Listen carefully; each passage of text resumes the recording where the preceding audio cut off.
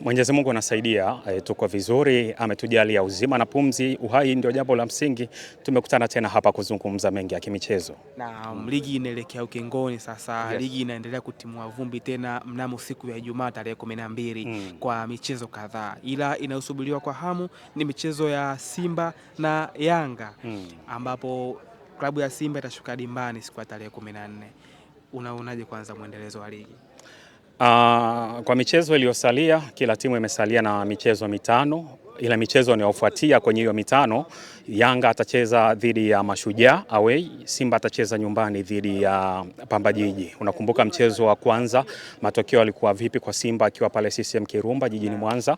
Game ilikuwa ni tough, lakini mwisho wa siku aliweza kumanage kuondoka na alama 3. Sasa ukitazama aina ya michezo iliyosalia na jinsi ligi inavyoenda, kuna testi ile unaanza tunasema ni joto. Tayari tushaanza kuliona ndani ya ligi kuu ya NBC. Yanga anapambana kwenda kuandika historia mpya ambayo haijawahi kuwekwa ndani ya ligi kwa maana ya kushinda ubingwa mara ya 5 mfululizo, lakini kwa upande wa Simba anapambana kukomesha huu utawala wa Yanga ambao ameweka ndani ya hii misimu 4 mfululizo kwa kutoa kikombe cha ligi kuu. Kwa unaona jinsi ladha ilivyo, lakini ukiachana na issue za title race kwa maana ya hawa mafahali wawili Simba pamoja na Yanga kufukuzia kikombe, pia kuna mbio za kujihakikishia nafasi ya kushiriki kimataifa. Uweze kumsahau Azam FC pia ni miongoni mwa hivyo vilabu.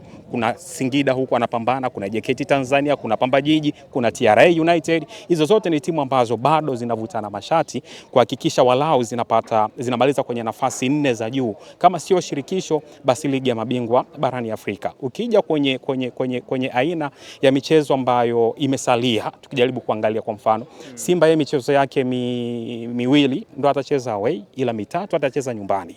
Ukija kwa wapinzani wao kwa maana ya Young Africans, wao michezo mitatu watacheza away, michezo miwili ndo watacheza nyumbani, na michezo ambayo ndani yake kuna michezo dume kweli kweli. Unatazama mchezo wa Yanga dhidi ya Azam, tazama mchezo wa Yanga dhidi ya TRA United, tazama mchezo wa Yanga dhidi ya JKT Tanzania. Hiyo yote ni michezo ambayo uweze ukaichukulia kiwepesi. Ni michezo ambayo inaweza kukupatia matokeo ambayo hukuyatarajia, kwa sababu tunamzungumzia TRA United ameimarika sana.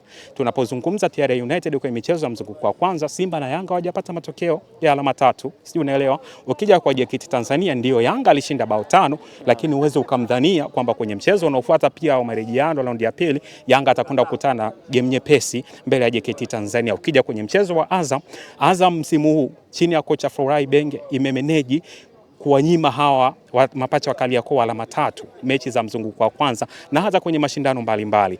Azam amekuwa na performance bora zaidi dhidi ya Yanga, performance bora zaidi dhidi ya Simba. Kwa pia ni mchezo ambao una uzito wake. Sasa ukija kwa upande wa Simba, yeye game zake ndio zinaonekana hazijawa tight sana kama kwa wapinzani wao wa jadi Young Africans, lakini uwezi ukaacha pia kusifu kazi nzuri ambayo anaifanya kocha wa Simba Steve Baka. Saizi ana michezo takribani 27 na hajapoteza mchezo wowote kwenye mashindano mbalimbali. Ukisalia hapo kwanza, unamuona kocha Steven Baka akivunja rekodi ya klabu ya Young African kutopoteza michezo mingi katika ligi kuu? Yanga walipiga unbeaten 43 kama sikosei, 44. Ngumu sana. Kwanza idadi ya michezo iliyosalia, amesalia na michezo 7. Michezo 7 kwa maana hii kwamba ligi michezo 5, lakini pia michezo 2 endapo watafika fainali ya kombe la shirikisho la CRDB. Labda sasa tuzungumzie na michezo ambayo itafuata msimu unaofuata, tukianza na michezo ya kombe la ngao ya jamii na michezo mingineyo kuendelea. Yes, kwa kikosi ambacho yuko nacho inaweza ikafikiwa hiyo rekodi na kuvunjwa, kwa sababu hii Simba tunaizungumzia Rajab ni Simba ambayo imeamua kufanya reshuffle katikati ya msimu. Simba ilianza vibaya na pengine wangesalia na baadhi ya wachezaji ambao walikuwepo, leo tungekuwa tunazungumza stori nyingine. Pengine stori ya bingwa ingekuwa imeshatamatika kabisa kutokana na performance ya Simba jinsi ilivyokuwa mwanzoni mwa msimu. Ndio walikuwa na pengine wangesalia na baadhi ya wachezaji ambao walikuwepo, leo tungekuwa tunazungumza stori nyingine. Pengine stori ya bingwa ingekuwa imeshatamatika kabisa kutokana na performance ya Simba jinsi ilivyokuwa mwanzoni mwa msimu. Ndio walikuwa na alama 3, ndio walikuwa wanashinda mechi, lakini ilikuwa ni timu ambayo kiwanjani haikushawishi. Ndio maana tumeshuhudia baadhi ya makocha wamepita pale na kutoka, mpaka tunakuja kumpata Steve Barker kutoka Stellenbosch anajiunga ndani ya Simba. Sasa umezungumzia eneo ambalo ni nyeti, eneo ambalo ni nyeti. Sasa Barker anaweza kufanya hayo kutokana na aina ya wachezaji ambao yuko nao, nimesema tayari ni wachezaji wazuri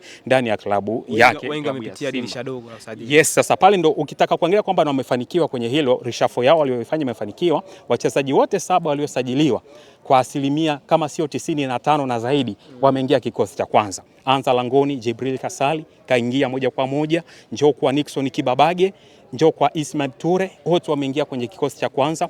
Njoo pembeni Libasa Geye pamoja na Anseti Ora, lakini njoo katikati Clatous Chota Chama pamoja na Ino Luemba. Hayo yote ni maingizo ya wachezaji takriban 7 ambao wameingia ndani ya Azam FC, ndio wameingia kwenye kikosi cha kwanza. Kuna maeneo baadhi ambayo wanahitaji kwenda kuyafanyia maboresho kuendea msimu ujao ili kufanya vizuri kimataifa, lakini pia kwenye michuano ya huku ndani, haswa kurejesha ufalme wao wa kushinda mataji ambao wamekuwa wameujengea kwa miaka iliyopita. Ukitazama miongoni mwa maeneo ambayo yanahitaji kufanywa maboresho Rajab ni eneo la ushambuliaji. Amekuja Jonathan Soa, yuko pale huyu Selmani Mwalimu, lakini pia yuko kijana Baraka kwa alama 3 ndio alikuwa anashinda mechi, lakini ilikuwa ni timu ambayo kiwanjani haikushawishi. Ndio maana tumeshuhudia baadhi ya makocha wamepita pale na kutoka, mpaka tunakuja kumpata Steve Barker kutoka Stellenbosch anajiunga ndani ya Simba. Sasa umezungumzia eneo ambalo ni nyeti, eneo ambalo ni nyeti. Sasa Barker anaweza kufanya hayo kutokana na aina ya wachezaji ambao yuko nao, nimesema tayari ni wachezaji wazuri